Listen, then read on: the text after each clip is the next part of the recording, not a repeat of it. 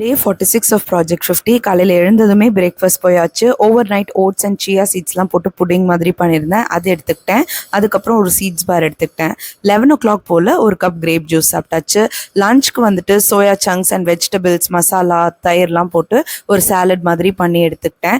அதோட கிளம்பி பாண்டி பஜாருக்கு ஷாப்பிங் போயாச்சு. என்னோட ஃப்ரெண்டு வந்து காலேஜில் செகண்ட் இயர் படிக்கிறப்ப பக்கத்தில் உட்காந்து டெய்லர் ஸ்விஃப்ட் சாங்ஸ் எல்லாம் பாடிட்டு இருப்போம். அவளை மீட் பண்ணுறதுக்காக கிளம்பி போயிருந்தேன். அங்கே நாயுடு ஹாலில் போயிட்டு இந்த ப்ளூ கலர் டாப் எடுத்திருந்தேன். எனக்கு ஆக்சுவலி ரொம்பவே கம்ஃபர்டபுளாக இருந்தது. ஸோ அது ஒன்று எடுத்தேன். அதுக்கப்புறம் நிறைய கடையெல்லாம் ஏறி இறங்கி கதையெல்லாம் பேசிட்டு அதோட வீட்டுக்கு கிளம்பியாச்சு.